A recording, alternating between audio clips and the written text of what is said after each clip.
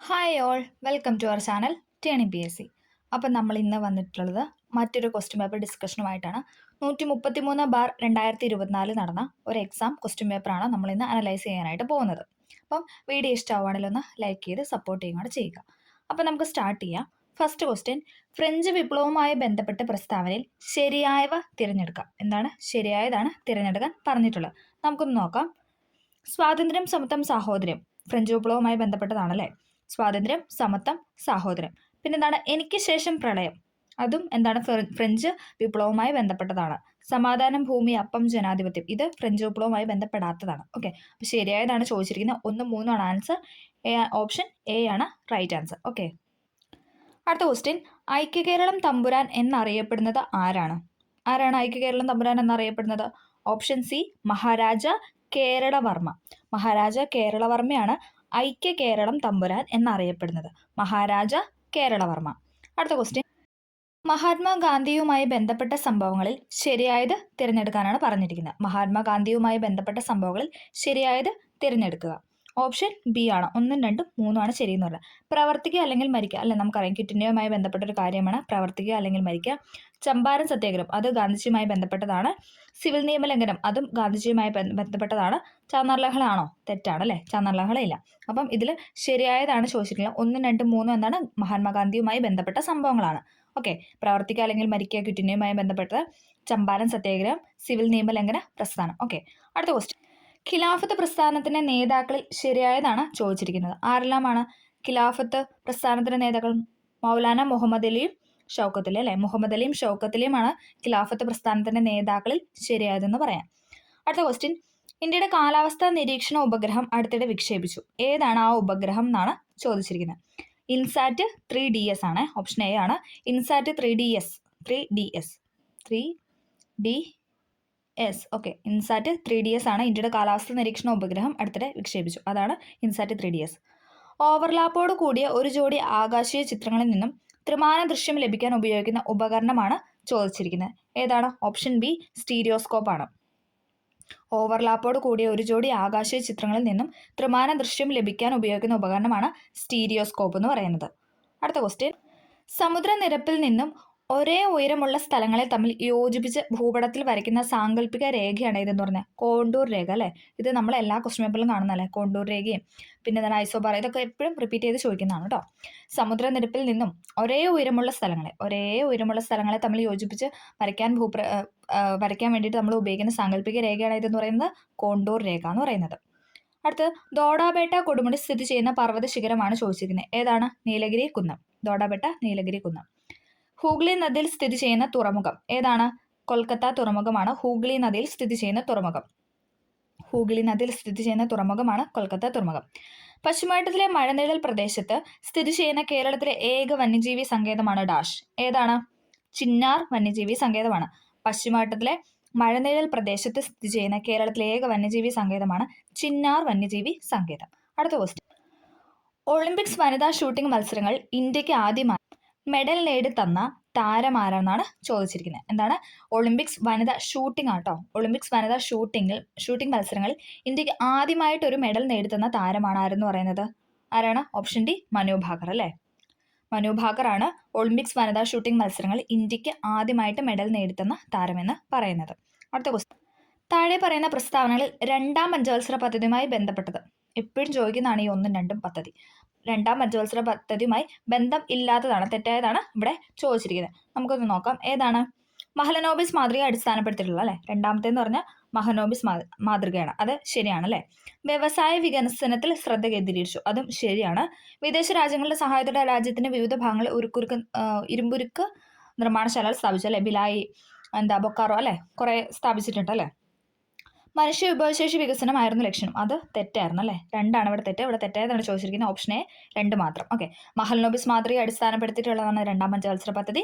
വ്യവസായ വികസനത്തിൽ ശ്രദ്ധ കേന്ദ്രീകരിച്ചു. വിദേശ രാജ്യങ്ങളുടെ സഹായത്തോടെ രാജ്യത്തിന്റെ വിവിധ ഭാഗങ്ങളിൽ ഇരുമ്പുരുക്ക് നിർമ്മാണശാലകൾ സ്ഥാപിച്ചു. ഇതെല്ലാം എന്താണ്? രണ്ടാം പഞ്ചവത്സര പദ്ധതിയുമായിട്ട് ബന്ധപ്പെട്ടതാണ്. അടുത്ത ക്വസ്റ്റ്യൻ, താഴെ പറയുന്ന പ്രസ്താവന ഏത് സംവിധാനത്തെ ഉദ്ദേശിച്ചുള്ളതാണെന്നാണ് ചോദിച്ചിരിക്കുന്നത്. നമുക്ക് നോക്കാം. ആദ്യത്തെ പോയിന്റ്, 2015 ജനുവരി 1 നിലവിൽ വന്ന സംവിധാനമാണ്. അത് കേട്ടപ്പോൾ തന്നെ നമുക്ക് ഉത്തരം കിട്ടി, അല്ലേ. 2015 ജനുവരി 1 നിലവിൽ വന്നു. ഓക്കെ. ഭാരത സർക്കാരിൻ്റെ ഒരു വിദഗ്ധ ഉപദേശ സമിതിയാണ്. അപ്പോഴും നമുക്കൊരു പോയിന്റ് ഉണ്ട്, എന്താണ് ഉപദേശ സമിതി. ഓക്കെ, രണ്ടാമത്തെ പോയിന്റാണ് ഉപദേശ സമിതി. പ്രധാനമന്ത്രിയാണ് ഇതിൻ്റെ വൈസ് ചെയർമാൻ എന്ന് പറയുന്നത്. പ്രധാനമന്ത്രിയാണ് ഇതിൻ്റെ വൈസ് ചെയർപേഴ്സൺ എന്ന് പറയുന്നത്. അടുത്ത പോയിന്റ്, ദേശീയ അന്തർദേശീയ പ്രാധാന്യമുള്ള സാമ്പത്തിക നയ വിഷയങ്ങളിൽ കേന്ദ്ര സംസ്ഥാന സർക്കാരുകൾക്ക് സാങ്കേതിക ഉപദേശം നൽകുന്നു. എന്താണ് സാങ്കേതിക ഉപദേശം നൽകുന്നതാണ് ഇതിൻ്റെ ചുമതല എന്ന് പറയുന്നത്. അപ്പം ഈ 4 പോയിന്റ് വെച്ചിട്ട് നമുക്ക് ഏതാ ഓപ്ഷൻ ബി ആണല്ലേ, നീതി ആയോഗുമായി ബന്ധപ്പെട്ടല്ലേ. 2015 ജനുവരി 1 നിലവിൽ വന്നു എന്ന് പറയുമ്പോൾ തന്നെ നമുക്ക് കണക്ട് ചെയ്യാം, എന്താണ് നീതി ആയോഗാണ്. പക്ഷെ ഇതിനകത്ത് പ്രധാനമന്ത്രിയാണ് വൈസ് ചെയർമാൻ എന്നുള്ളൊരു ഇത് കൊടുത്തിട്ടുണ്ട്. പ്രധാനമന്ത്രിയാണ് ചെയർമാൻ. ഓക്കെ. അപ്പോൾ ആ ഒരു എന്താ തിരുത്തോ എന്നറിയില്ല, നമുക്ക് നോക്കാം. അടുത്ത ക്വസ്റ്റ്യൻ, ഇന്ത്യയിലെ ഉദാരവൽക്കരണത്തിന് കാരണമായത് എന്താണ്? ഉദാരവൽക്കരണത്തിന് ഇന്ത്യയിൽ കാരണമായത് എന്താണെന്നാണ് ചോദിക്കുന്നത്. ഇന്ത്യയുടെ കടുത്ത സാമ്പത്തിക പ്രതിസന്ധിയും കമ്മിയുമായിരുന്നു. ഓപ്ഷൻ ബി, ഇന്ത്യയുടെ കടുത്ത സാമ്പത്തിക പ്രതിസന്ധിയും കമ്മിയുമാണ് ഇന്ത്യയിൽ ഉദാരവൽക്കരണത്തിന് കാരണമായതെന്ന് പറയുന്നത്. അടുത്ത, താഴെ പറയുന്നവയിൽ ബാങ്കിങ് ഇതര ധനകാര്യ സ്ഥാപനം അല്ലാത്തത്. ബാങ്കിങ് ഇതര ധനകാര്യ സ്ഥാപനം അല്ലാത്തതാണ് ചോദിച്ചിരിക്കുന്നത്. ഏതാണ്? വാണിജ്യ ബാങ്ക്. അത് ബാങ്കിങ് ഇതര ധനകാര്യ സ്ഥാപനത്തിൽ അല്ലാത്തതാണ് വാണിജ്യ ബാങ്ക് എന്ന് പറഞ്ഞാൽ. ഇൻവെസ്റ്റ്മെന്റ് കമ്പനികളുണ്ട്, ഇൻഷുറൻസ് ബാങ്ക് ഉണ്ട്, മ്യൂച്വൽ സേവിങ്സ് ബാങ്കും ഉണ്ട്. ഇത് 3 ഉണ്ട് കേട്ടോ. ബാങ്കിങ് ഇതര ധനകാര്യ സ്ഥാപനത്തിൽ പെടുന്നവയാണ് ഇൻവെസ്റ്റ്മെന്റ് കമ്പനികൾ, ഇൻഷുറൻസ് ബാങ്കുകൾ, മ്യൂച്വൽ സേവിങ്സ് ബാങ്കുകൾ. ഓക്കെ. അടുത്ത ക്വസ്റ്റ്യൻ, താഴെ പറയുന്നതിൽ ഹരിത വിപ്ലവവുമായി ബന്ധപ്പെട്ട പ്രസ്താവന ഏതെല്ലാം എന്നാണ് ചോദിച്ചത്. അപ്പോൾ ശരിയായതാണ് ചോദിച്ചിരിക്കുന്നത്. ഇതിൻ്റെ വക്താവ് MS സ്വാമിനാഥനാണ്. ശരിയാണോ? ശരിയാണല്ലേ. വക്താവ് എന്ന് പറഞ്ഞാൽ MS സ്വാമിനാഥനാണ്. ആദ്യ കാലഘട്ടങ്ങളിൽ ഇത് ഗോതമ്പ് വിപ്ലവം എന്നാണ് അറിയപ്പെട്ടിരുന്നത്. ശരിയാണോ? അതും ശരിയാണല്ലേ. രാസവളങ്ങളും രാസകീടനാശിനികളും ഉപയോഗിച്ചുള്ള കൃഷിരീതിയായിരുന്നു ഇത്. അതും ശരിയാണല്ലേ. ഹരിത വിപ്ലവം വ്യവസായ വികസനം സാധ്യമാക്കി. വ്യവസായ വികസനമായിരുന്നു അല്ലല്ല, കൃഷി വികസനമായിരുന്നു സാധ്യമാക്കി. അത് തെറ്റാണ്. 1, 2, 3 ശരി എന്ന് പറയുന്നത് ഓപ്ഷൻ സി ആണ്. ഓക്കെ. ഇതിന്റെ വക്താവ് എന്നറിയപ്പെടുന്ന MS സ്വാമിനാഥനാണ്. ആദ്യ കാലഘട്ടങ്ങളിൽ ഇത് ഗോതമ്പ് വിപ്ലവം എന്നറിയപ്പെട്ടിരുന്നു. രാസവളങ്ങളും രാസകീടനാശിനികളും ഉപയോഗിച്ചുള്ള കൃഷിരീതിയായിരുന്നു ഇതെന്ന് പറയുന്ന ഹരിത വിപ്ലവം എന്ന് പറയുന്നത്. അടുത്ത ക്വസ്റ്റ്യൻ, പാലിന്റെയും പയർവർഗ്ഗങ്ങളുടെയും ഉൽപാദന കാര്യത്തിൽ നിലവിൽ ഇന്ത്യക്ക് എത്രാമത്തെ സ്ഥാനമാണ് ഉള്ളതെന്നാണ് ചോദിച്ചിരിക്കുന്നത്. ഉത്തരം 1ാമതാണ്. പാലിന്റെ സ്ഥാനം എന്ന് പറഞ്ഞാൽ ഇന്ത്യക്ക് 1ാമതാണ്. അപ്പോൾ അത് വെച്ചിട്ട് നമുക്ക് കണക്ട് ചെയ്യാം. പാലിന്റെയും പയർവർഗ്ഗങ്ങളുടെ ഉൽപാദന കാര്യത്തിൽ നിലവിൽ ഇന്ത്യയുടെ സ്ഥാനം എന്ന് പറയുന്നത് 1ാമതാണ്. ഓക്കെ. അടുത്ത ക്വസ്റ്റ്യൻ, 16ാം ധനകാര്യ കമ്മീഷന്റെ ചെയർമാനായി നിയമിക്കപ്പെട്ടത് ആരാണ്? കറണ്ട് അഫെയർ ആണ്. 16ാം നിയമസഭയുടെ ചെയർമാനായിട്ട് നിയമിക്കപ്പെട്ടതാണ് അരവിന്ദ് പനഗരിയ. 16ാം ധനകാര്യ കമ്മീഷന്റെ ചെയർമാനാണ് അരവിന്ദ് പനഗരിയ. 16 ഒന്ന് കണക്ട് ചെയ്ത് പഠിക്കണേ. 16ാം ധനകാര്യ കമ്മീഷന്റെ ചെയർമാനാണ് അരവിന്ദ് പനഗരിയ. അടുത്ത ക്വസ്റ്റ്യൻ, ഓൾ ഇന്ത്യ സർവീസിനെ കുറിച്ച് പ്രതിപാദിക്കുന്ന ഭരണഘടനാ വകുപ്പ് താഴെ പറയുന്നതിൽ ഏതാണ്? ഓൾ ഇന്ത്യ സർവീസിനെ കുറിച്ച് പറയുന്ന വകുപ്പാണ് ഇതെന്ന് പറയുന്നത് article 312. Option D, article 312 all India സർവീസിനെ കുറിച്ച് പ്രതിപാദിക്കുന്നത്. അടുത്ത ക്വസ്റ്റ്യൻ, യൂണിയൻ ഗവൺമെന്റിന്റെയും സംസ്ഥാന ഗവൺമെന്റിന്റെയും അധികാരങ്ങളെ വിഭജിക്കുന്ന ലിസ്റ്റുകൾ ഇന്ത്യൻ ഭരണഘടനയുടെ എത്രാമത്തെ പട്ടികയിലാണ്? എന്താണ്? യൂണിയൻ ഗവൺമെന്റിന്റെയും സംസ്ഥാന ഗവൺമെന്റിന്റെയും അധികാരങ്ങളെ വിഭജിക്കുന്ന ലിസ്റ്റുകൾ ഇന്ത്യൻ ഭരണഘടനയുടെ എത്രാമത്തെ പട്ടികയിലാണെന്ന് ചോദിച്ചാൽ ഓപ്ഷൻ എ 7ാമത്തെ പട്ടികയിലാണ്. നമ്മൾ പഠിച്ചിട്ടുണ്ട് ലിസ്റ്റുകൾ എന്ന് പറയുന്നത് 7ാമത്തെ പാർട്ടിലാണ് അഥവാ 7ാമത്തെ പട്ടികയിലാണ്. ഓക്കെ. അടുത്ത ക്വസ്റ്റ്യൻ, യൂണിയൻ പബ്ലിക് സർവീസ് കമ്മീഷനെ സംബന്ധിക്കുന്ന ഏറ്റവും ശരിയായ വസ്തുത. ശരിയായതാണ് അവിടെ ചോദിച്ചിരിക്കുന്നത്. എന്താണ്? യൂണിയൻ പബ്ലിക് സർവീസ് കമ്മീഷനെ കുറിച്ച് പറയുന്ന ഏറ്റവും ശരിയായ വസ്തുതകൾ തിരഞ്ഞെടുക്കുക. നമുക്കൊന്ന് നോക്കാം. ഇതിൽ 3 മാത്രമാണ് ശരി. ഓപ്ഷൻ സി 3 മാത്രം എന്ന് പറയുന്നതാണ് ശരി എന്ന് പറയുന്നത്. യൂണിയൻ പബ്ലിക് സർവീസ് അംഗങ്ങളെയും ചെയർമാനെയും രാഷ്ട്രപതിയാണ് നിയമിക്കുന്നത്. ഇവിടെ ശരിയായിട്ട് കൊടുത്തിരിക്കുന്ന ഈ ഒരു പോയിന്റ് മാത്രമേ ഉള്ളൂ. യൂണിയൻ പബ്ലിക് സർവീസ് അംഗങ്ങളെയും ചെയർമാനെയും നിയമിക്കുന്ന ആരാണ്? രാഷ്ട്രപതിയാണ്. അടുത്ത ക്വസ്റ്റ്യൻ, ഇന്ത്യയുടെ ഫിനാൻസ് കമ്മീഷനെ കുറിച്ചുള്ള ഏറ്റവും ശരിയായ വസ്തുതകൾ താഴെ പറയുന്നതിൽ ഏതൊക്കെയാണ്? ഇവിടെ എന്താണ് ശരിയായതാണ് ചോദിച്ചിരിക്കുന്നത്. ഓക്കെ. ഏറ്റവും ശരിയായ വസ്തുതകളാണ് ചോദിച്ചിരിക്കുന്നത്. നമുക്ക് നോക്കാം. 1951 രൂപം കൊണ്ട ആദ്യത്തെ finance commission chairman KC നിയോഗിയായിരുന്നു. ശരിയാണല്ലേ. 51 finance കമ്മീഷന്റെ ചെയർമാൻ ആയിരുന്നു KC നിയോഗി എന്ന് പറയുന്നത്. ഫിനാൻസ് കമ്മീഷന്റെ നിർദ്ദേശങ്ങൾ ഉപദേശക സ്വഭാവമുള്ളതാണ്. എന്ന് പറയുന്നത് ഫിനാൻസ് കമ്മീഷന്റെ നിർദ്ദേശങ്ങൾ എന്ന് പറയുന്നത്. അടുത്ത പോയിന്റ്, അർദ്ധ ജുഡീഷ്യൽ സ്വഭാവമുള്ളതാണ് ഈ സമിതി. അതും ശരിയാണ്. അർദ്ധ ജുഡീഷ്യൽ സ്വഭാവമുള്ളതാണ് ഈ സമിതി. 4ാമത്തെ സ്റ്റേറ്റ്മെന്റ് അപ്പോൾ തെറ്റാണല്ലേ. അർദ്ധ ജുഡീഷ്യൽ സ്വഭാവമില്ല, അപ്പോൾ തെറ്റാണല്ലേ. അപ്പം 1, 2, 3 എന്ന് പറയുന്നത് ഓപ്ഷൻ ബി ആണ് റൈറ്റ് ആൻസർ. ഓക്കെ. ഇന്ത്യയുടെ ഫിനാൻസ് കമ്മീഷനെ കുറിച്ചുള്ള ശരിയായ പ്രസ്താവനയാണ് ചോദിച്ചത്. 1951 രൂപം കൊണ്ട ആദ്യത്തെ ഫിനാൻസ് കമ്മീഷൻ ചെയർമാൻ KC നിയോഗിയായിരുന്നു. ഫിനാൻസ് കമ്മീഷന്റെ നിർദ്ദേശങ്ങൾ ഉപദേശക സ്വഭാവം ഉള്ളതാണ്, അർദ്ധ ജുഡീഷ്യൽ സ്വഭാവമുള്ളതാണ് ഈ സമിതി എന്ന് പറയുന്നത്. അടുത്ത ക്വസ്റ്റ്യൻ, ദേശീയ പിന്നോക്ക വിഭാഗ കമ്മീഷനെ സംബന്ധിക്കുന്ന പ്രസ്താവനയിൽ ശരിയായത്. ഇവിടെയും ശരിയാണ് ചോദിച്ചിരിക്കുന്നത്. ദേശീയ പിന്നോക്ക വിഭാഗ കമ്മീഷനെ സംബന്ധിക്കുന്ന ശരിയായ വസ്തുതകൾ നമുക്ക് നോക്കാം. ഉത്തരം എന്ന് പറയുന്നത് ഓപ്ഷൻ ഡി 1, 2, 4 ഓപ്ഷൻ ഡി 1, 2, 4 1993 രൂപീകൃതമായി. ശരിയാണല്ലേ, 93 ദേശീയ പിന്നാക്ക വിഭാഗ കമ്മീഷൻ രൂപീകൃതമായത്. 102 ഭരണഘടനാ ഭേദഗതിയിലൂടെ ഭരണഘടനാപരമായ അംഗീകാരം നേടി. അതും ശരിയാണ്. 102 ഭരണഘടനാ ഭേദഗതിയിലൂടെ ഭരണഘടനാപരമായ അംഗീകാരം തേടി. പിന്നെ എന്താണ്, കമ്മീഷൻ വാർഷിക റിപ്പോർട്ടുകൾ നൽകേണ്ടത് രാഷ്ട്രപതിക്കാണ്. കമ്മീഷൻ വാർഷിക റിപ്പോർട്ടുകൾ സമർപ്പിക്കേണ്ടത് ആർക്കാണ്? രാഷ്ട്രപതിക്കാണ്. ഈ 3 സ്റ്റേറ്റ്മെന്റ് ആണ് ഇവിടെ ശരിയായിട്ട് ആൻസർ കീഴിൽ കൊടുത്തിരിക്കുന്നത്. ഓക്കെ, അടുത്ത ക്വസ്റ്റ്യൻ, താഴെ തന്നിരിക്കുന്നതിൽ ഇപ്പോഴത്തെ കേന്ദ്രമന്ത്രിസഭയിലെ അറ്റോമിക് എനർജി വകുപ്പ് കൈകാര്യം ചെയ്യുന്നത് ആരാണ്? നരേന്ദ്രമോദിയാണല്ലേ, നമ്മുടെ പ്രൈം മിനിസ്റ്റർ തന്നെയാണ് അറ്റോമിക് എനർജി വകുപ്പ് കൈകാര്യം ചെയ്യുന്നത്. അറ്റോമിക് എനർജി വകുപ്പ് കൈകാര്യം ചെയ്യുന്നത് ഇപ്പം കേന്ദ്രമന്ത്രി ആരാണ് ചോദിച്ചാൽ ആരാണ്? ശ്രീ നരേന്ദ്രമോദിയാണ്. ഓക്കെ, ഇപ്പോഴത്തെ ദേശീയ പട്ടികജാതി കമ്മീഷൻ ചെയർമാൻ ആരാണ്? ഓപ്ഷൻ സി കിഷോർ മക്വാനയാണ്. ഇപ്പോഴത്തെ ദേശീയ പട്ടികജാതി കമ്മീഷൻ ചെയർമാനാണ് കിഷോർ മക്വാന. കേരളത്തിൽ ചീഫ് സെക്രട്ടറി പദവിയിലെത്തിയ ആദ്യത്തെ വനിതയുടെ പേരാണ് ചോദിച്ചിരിക്കുന്നത്. ആരാണ്? പത്മ രാമചന്ദ്രനാണ്. ഓപ്ഷൻ ബി പത്മ രാമചന്ദ്രനാണ് കേരളത്തിൽ ചീഫ് സെക്രട്ടറി പദവിയിലെത്തിയ ആദ്യത്തെ വനിത. ആദ്യത്തെ വനിതയാണ് ചോദിച്ചിരിക്കുന്നത്. ആരാണ്? പത്മ രാമചന്ദ്രൻ. കേരളത്തിൽ ചീഫ് സെക്രട്ടറി പദവിയിലെത്തിയ ആദ്യത്തെ വനിതയാണ് പത്മ രാമചന്ദ്രൻ. അടുത്ത ക്വസ്റ്റ്യൻ, ഇന്ത്യൻ ഭരണഘടനയുടെ 309 അനുച്ഛേദ പ്രകാരം കേരള സിവിൽ സർവീസ് നിയമന വേതന ചട്ടങ്ങൾ നിർമ്മിക്കുവാനുള്ള അധികാരം ആർക്കാണെന്നാണ് ചോദിച്ചിരിക്കുന്നത്. കേരള ഗവൺമെന്റിനാണ്. Okay, option D Kerala government. Indian ഭരണഘടനയുടെ 309 അനുച്ഛേദ പ്രകാരം കേരള സിവിൽ സർവീസ് നിയമന വേതന ചട്ടങ്ങൾ നിർമ്മിക്കാനുള്ള അധികാരം കേരള ഗവൺമെന്റിനാണ്. അടുത്ത ക്വസ്റ്റ്യൻ, ഭൂമിയുടെ വൃക്കകൾ എന്നറിയപ്പെടുന്നത് എന്തിനെയാണ്? ഭൂമിയുടെ വൃക്കകൾ എന്നറിയപ്പെടുന്ന തണ്ണീർത്തടങ്ങളാണ്. ഓപ്ഷൻ സി തണ്ണീർത്തടങ്ങളാണ് ഭൂമിയുടെ വൃക്കകൾ എന്ന് അറിയപ്പെടുന്നത്. അടുത്ത ക്വസ്റ്റ്യൻ, വിവാഹബന്ധം വേർപ്പെടുത്തിയ മുസ്ലിം വനിതകൾക്ക് ജീവനാംശം നൽകുന്നതുമായി ബന്ധപ്പെട്ട കേസ് താഴെ പറയുന്നതിൽ ഏതാണെന്നാണ് ചോദിക്കുന്നത്. ഏതാണ്? ഓപ്ഷൻ സി ആണ്, ഷാബാനു കേസാണ്. ഓക്കെ, വിവാഹബന്ധം വേർപ്പെടുത്തിയ മുസ്ലിം വനിതകൾക്ക് ജീവനാംശം നൽകുന്നതുമായി ബന്ധപ്പെട്ട കേസാണ് ഷാബാനു കേസ്. Okay, 30 CM. അടുത്ത ക്വസ്റ്റ്യൻ, സംസ്ഥാന ദുരന്ത നിവാരണ അതോറിറ്റിയുമായി ബന്ധപ്പെട്ട ശരിയായ പ്രസ്താവന. സംസ്ഥാന ദുരന്ത നിവാരണ അതോറിറ്റിയുമായിട്ടുള്ള ശരിയായ പ്രസ്താവനയാണ് ചോദിച്ചിരിക്കുന്നത്.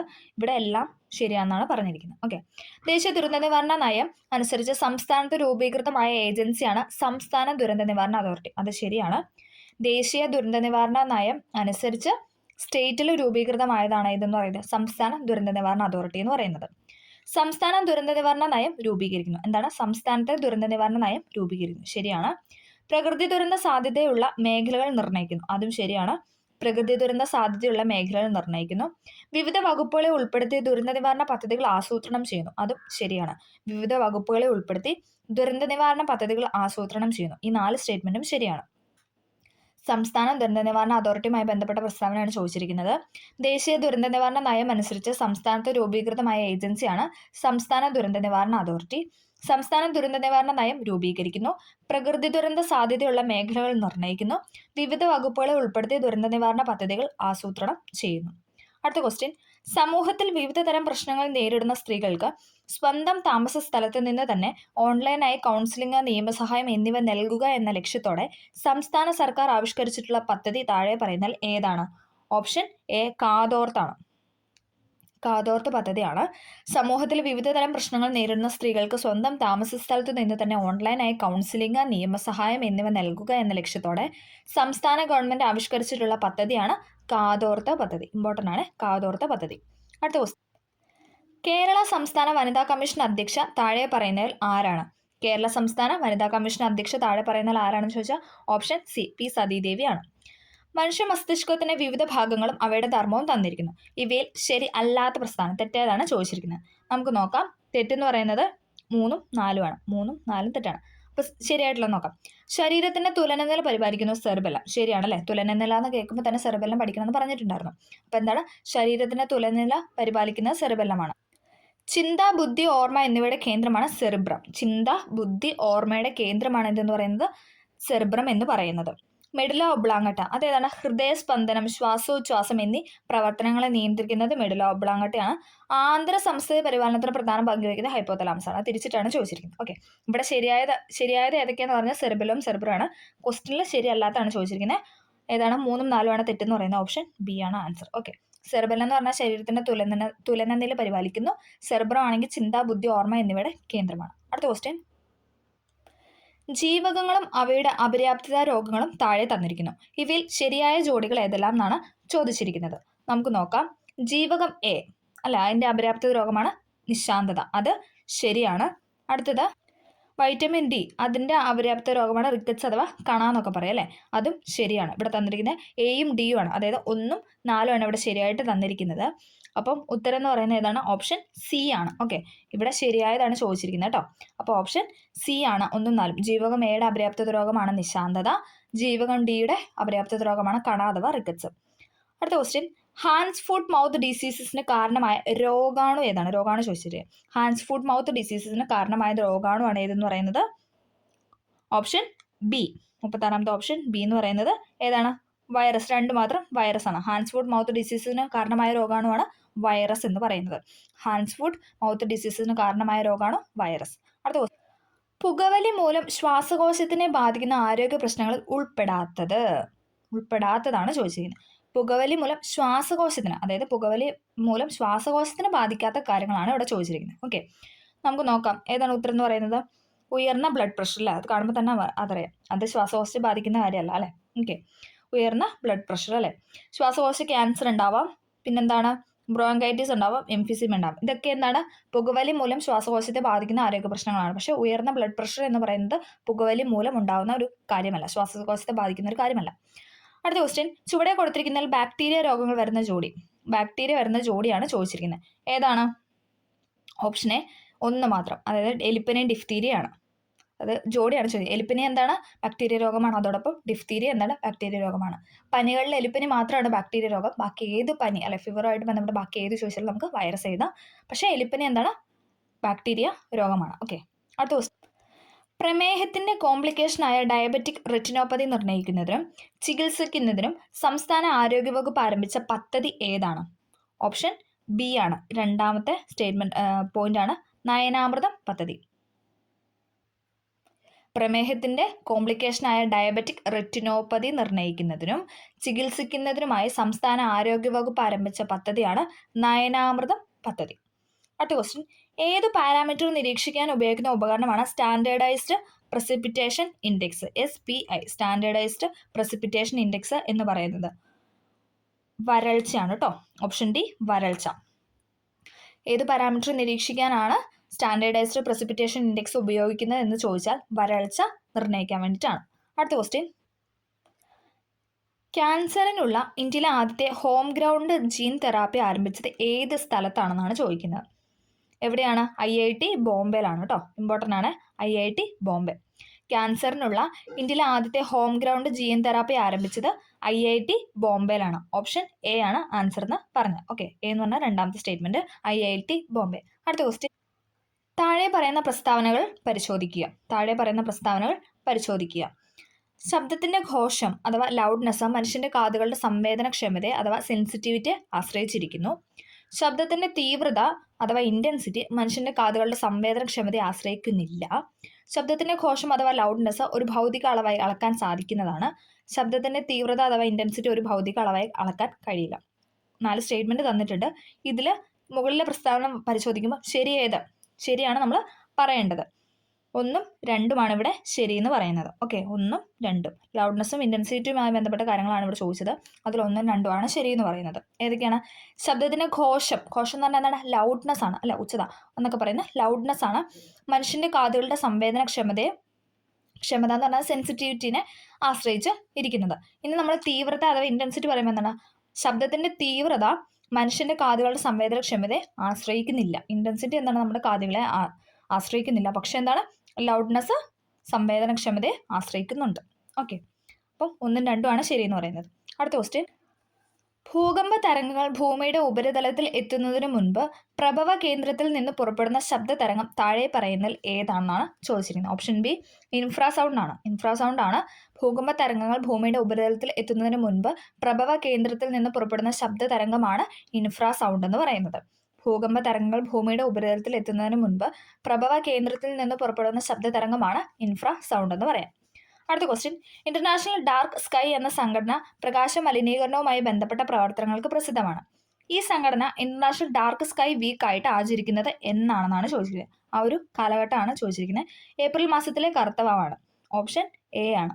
ഏപ്രിൽ മാസത്തിലെ കറുത്തവാവാണ് ഇന്റർനാഷണൽ ഡാർക്ക് സ്കൈ എന്ന സംഘടന പ്രകാശ മലിനീകരണവുമായി ബന്ധപ്പെട്ട പ്രവർത്തനങ്ങൾക്ക് പ്രസിദ്ധമാണ്. ഈ സംഘടന ഇന്റർനാഷണൽ ഡാർക്ക് സ്കൈ വീക്ക് ആയിട്ട് ആചരിക്കുന്നത് ഏപ്രിൽ മാസത്തിലെ കറുത്ത വാവാണ്. ഏപ്രിൽ മാസത്തിലെ കറുത്തവാവാണ് ഇന്റർനാഷണൽ ഡാർക്ക് സ്കൈ വീക്കായിട്ട് ആചരിക്കുന്നത്. അടുത്ത ക്വസ്റ്റ്യൻ, 2023 ഭൗതികശാസ്ത്ര നൊബേൽ സമ്മാന ജേതാക്കളാണ് ചോദിച്ചിരിക്കുന്നത്.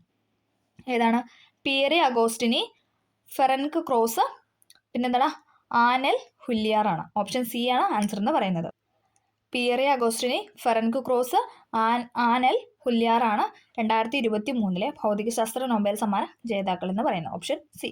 അടുത്ത ക്വസ്റ്റ്യൻ, രാജസ്ഥാനിലെ ജാഗ്വാർ ജില്ലയിൽ അടുത്തിടെ കണ്ടുപിടിച്ച മൂലകം ഏതാണ്? രാജസ്ഥാനിലെ ജാഗ്വാർ ജില്ലയിൽ അടുത്തിടെ കണ്ടുപിടിച്ച മൂലകമാണ് ഓപ്ഷൻ ബി ലിഥിയം. രാജസ്ഥാനിലെ ജാഗ്വാർ ജില്ലയിൽ അടുത്തിടെ കണ്ടുപിടിച്ച മൂലകമാണ് ലിഥിയം. കാർബൺ ഡൈ ഓക്സൈഡ് ഏത് രാസവസ്തുവിൽ നിന്നാണ് പരിണമിക്കുന്നതെന്നാണ് ചോദിച്ചിരിക്കുന്നത്. ഏതാണ്? ഫോമിക് ആസിഡ് ആണ്. Option C formic acid. Carbon dioxide ഏത് രാസവസ്തുവിൽ നിന്നാണ് പരിണമിക്കുന്നത് എന്ന് ചോദിച്ചാൽ ഫോമിക് ആസിഡ് ആണ്. കാർബൺ ഡൈ ഓക്സൈഡ് ഏത് രാസവസ്തുവിൽ നിന്നാണ് പരിണമിക്കുന്നത് എന്ന് ചോദിച്ചാൽ ഫോമിക് ആസിഡ് ആണ്. Option C formic acid. അടുത്ത, രക്തത്തിന് pH അല്പം ക്ഷാര സ്വഭാവമുള്ളതാണ്. അതിൻ്റെ pH തിരിച്ചറിയുക. അതായത് ബ്ലഡിൻ്റെ pH ആണ് ചോദിച്ചിരിക്കുന്നത്. ഏതാണ് ഉത്തരം എന്ന് പറയുന്നത്? ഓപ്ഷൻ സി ആണ്. 7.4 ആണ് ബ്ലഡിൻ്റെ pH എന്ന് പറയുന്നത്. രക്തത്തിൻ്റെ pH എന്ന് പറയുന്നത് 7.4 ആണ്. അടുത്ത ക്വസ്റ്റ്യൻ, താഴെ തന്നിരിക്കുന്ന രാസമാറ്റം ഏതിൽ സംഭവിക്കുന്നു? ഏതിലാണ് രാസമാറ്റം? ഭൗതിക മാറ്റമുണ്ട്, രാസമാറ്റമുണ്ട്. അതിൽ ഏതിനകത്താണ് രാസമാറ്റം സംഭവിക്കുന്നതെന്നാണ് ചോദിച്ചിരിക്കുന്നത്. ഏതാണ്? ഇരുമ്പ് തുരുമ്പിക്കുന്നത്, മുട്ട തിളയ്ക്കുന്നത്. ഇത് രണ്ടും എന്താണ്? രാസമാറ്റമാണ്. ഓക്കെ. ബാക്കി ഐസ് ഉരുകുന്നത് എന്താണ്? ഭൗതിക മാറ്റമാണ്. മെഴുകുരുകുന്നതും ഭൗതിക മാറ്റം. കാരണം എന്താണ്? ഐസ് ഉരുക്കി വെള്ളമാവുന്നു. ആ വെള്ളത്തിനെ വീണ്ടും നമുക്ക് ഐസാക്കാനായിട്ട് പറ്റും. മെഴുകുരുക്കി കഴിഞ്ഞാൽ എന്താണ്? ഉരുകി വന്ന മെഴുകിനെ നമുക്ക് വീണ്ടും മെഴുകായിട്ട് തന്നെയാണ് കിട്ടുന്നത്. അപ്പോൾ അത് രണ്ടും എന്താണ്? ഭൗതിക മാറ്റമാണ്. ഇവിടെ രാസമാറ്റമാണ് ചോദിച്ചിരിക്കുന്നത്. ഇരുമ്പ് തുരുമ്പിക്കും. തുരുമ്പിച്ച ഇത് പിന്നെ ഇരുമ്പാവും ഇല്ല. അപ്പം മുട്ട തിളയ്ക്കുന്നത്. ഇത് രണ്ടുമാണ് ഇതെന്ന് പറയുന്നത് രാസമാറ്റത്തിൽ സംഭവിക്കുന്നത്. അപ്പം 3ഉം 4ആണ് ഉത്തരം എന്നാണ് ഓപ്ഷൻ ഡി. ഓക്കെ. അടുത്ത ക്വസ്റ്റ്യൻ, ഹരിത രീതിയിൽ വസ്ത്രങ്ങൾ അലക്കുന്നതിന് ഡാഷ് പദാർത്ഥം ഉപയോഗിക്കുന്നു. ഹരിത രീതിയിൽ വസ്ത്രങ്ങൾ അലക്കുന്നതിന് ഡാഷ് പദാർത്ഥം ഉപയോഗിക്കുന്നു. ഏതാണ്? ഓപ്ഷൻ സി ആണ്. Option C carbon dioxide ദ്രാവകമാണ്. കാർബൺ ഡൈ ഓക്സൈഡ് ദ്രാവകമാണ്. ഹരിത രീതിയിൽ വസ്ത്രങ്ങൾ അലക്കുന്നതിന് ഉപയോഗിക്കുന്ന പദാർത്ഥം എന്ന് പറയുന്നത് കാർബൺ ഡൈ ഓക്സൈഡ് ദ്രാവകമാണ്. താഴെ തന്നിരിക്കൽ നാടൻ കലാരൂപം അല്ലാത്തതാണ് ചോദിച്ചിരിക്കുന്നത്. നാടൻ കലാരൂപം അല്ലാത്തത് മുടിയേറ്റാണ്. നാടൻ കലാരൂപമല്ല മുടിയേറ്റ് എന്ന് പറയുന്നത്. ഒളിമ്പിക്സിൽ വ്യക്തിഗത സ്വർണം നേടിയ ആദ്യത്തെ ഇന്ത്യക്കാരൻ. എപ്പോഴും റിപ്പീറ്റ് ചെയ്യുന്ന ക്വസ്റ്റൻ ആണല്ലേ. ആരാണ്? അഭിനവ് ബിന്ദ്രയാണ്. Option C Abhinav Bindra. ഒളിമ്പിക്സിൽ വ്യക്തിഗത സ്വർണം നേടിയ ആദ്യത്തെ ഇന്ത്യക്കാരനാണ് അഭിനവ് ബിന്ദ്ര. അടുത്ത ക്വസ്റ്റ്യൻ, നന്ദനാർ എന്ന തൂലികാനാമത്തിൽ അറിയപ്പെടുന്ന സാഹിത്യകാരൻ. നന്ദനാർ എന്ന തൂലികാനാമത്തിൽ അറിയപ്പെടുന്ന സാഹിത്യകാരനാണ് പി.സി. ഗോപാലൻ. പി.സി. ഗോപാലനാണ് നന്ദനാർ എന്ന തൂലികാനാമത്തിൽ അറിയപ്പെടുന്ന സാഹിത്യകാരൻ. അടുത്ത ക്വസ്റ്റ്യൻ, അടുത്ത ഇവിടെ ഒരു കൃതിയിലെ വരികളാണ് കൊടുത്തിരിക്കുന്നത്. തന്നതില്ല പരനുള്ളു കാട്ടുവാൻ ഒന്നുമേ നരനുപായം ഈശ്വരൻ, ഇന്ന് ഭാഷിത പൂർണ്ണമിങ്ങഹോ വന്നുപോം പിഴയും അർത്ഥ ശങ്കയാൽ. ഈ വരികളുടെ കർത്താവ്, കൃതി എന്നിവ സംബന്ധിച്ച് താഴെ പറയുന്നവയിൽ നിന്നും ശരിയുത്തരം തിരഞ്ഞെടുക്കാനാണ് പറഞ്ഞിരിക്കുന്നത്. അപ്പോൾ ഇവിടെ ഒരു കൃതിയിലെ വരികളാണ് തന്നിട്ടുള്ളത്. അതിൽ ശരിയായതാണ് തിരഞ്ഞെടുക്കാൻ പറഞ്ഞിരിക്കുന്നത്. ഓപ്ഷൻ സി ആണ്. കുമാരനാശാന്റെ നളിനി എന്ന കൃതിയിലെ വരികളാണ് തന്നിരിക്കുന്നത്. കുമാരനാശാന്റെ നളിനി എന്ന കൃതിയിലെ വരി. അടുത്ത ക്വസ്റ്റ്യൻ, കേരള സംസ്ഥാന ചലച്ചിത്ര അക്കാദമി സ്ഥാപിതമായ വർഷം. കേരള സംസ്ഥാന ചലച്ചിത്ര അക്കാദമി സ്ഥാപിതമായ വർഷമാണ് 1998. കേരള സംസ്ഥാന ചലച്ചിത്ര അക്കാദമി സ്ഥാപിതമായ വർഷമാണ് 1998. ഇന്ത്യയിലെ ആദ്യത്തെ വനിതാ ആനപ്പാപ്പാൻ ആരാണ്?